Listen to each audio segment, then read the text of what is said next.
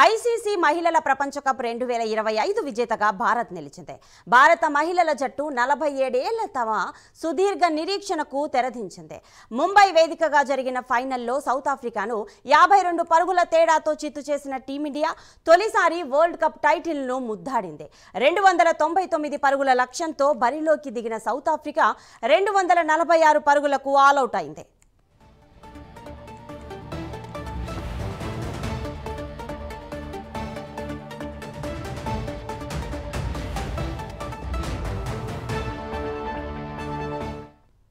South Africa బౌలర్లు bowling మార్పులతో run రేట్ను కట్టడి చేశారు.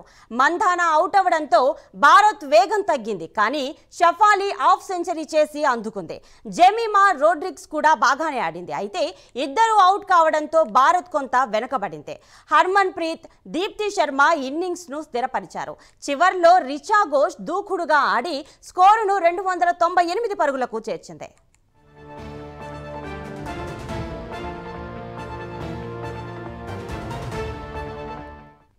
సౌత్ ఆఫ్రికా కెప్టెన్ లారా వోల్వర్డ్ ఒంటరి పోరాటం చేసింది.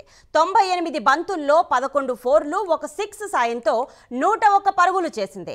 లారా క్రీజ్లో ఉన్నంతసేపు భారత్ డకౌట్తో పాటు అభిమానుల్లో టెన్షన్ నెలకొంది. దీప్తి శర్మ బౌలింగ్లో వోల్వర్డ్ అవుట్ కావడంతో భారత విజయం ఖాయమైంది. అమన్ జోత్ కౌర్ అద్భుత క్యాచ్తో వోల్వర్డ్ పెవిలియన్కు పంపించింది.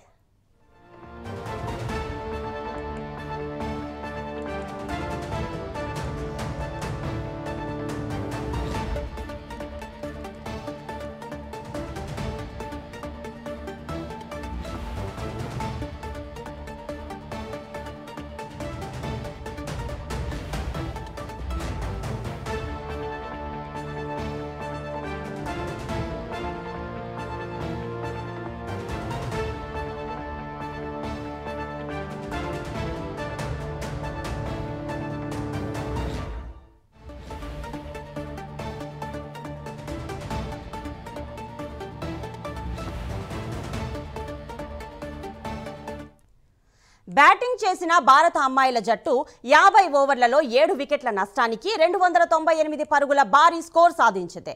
భారత ఇన్నింగ్స్లో షఫాలి వర్మ 78 బంతుల్లో 7 ఫోర్లు, 2 సిక్స్లతో 87 రన్స్ చేసి టాప్ స్కోరర్గా నిలిచింది. ఇక దీప్తి శర్మ 58 బంతుల్లో 58 పరుగులు చేసింది. రిచా ఘోష్ 24 బంతుల్లో 3 ఫోర్లు, 2 సిక్స్లతో 34 రన్స్ చేయగా మంధానా 45 పరుగులు చేశారు. సౌత్ ఆఫ్రికా బౌలర్లలో ఆయబొంగా కాక 3 వికెట్లు పడగొట్టగా మలాబా, క్లార్క్, ట్రయాన్ తలా వికెట్ సాధించారు.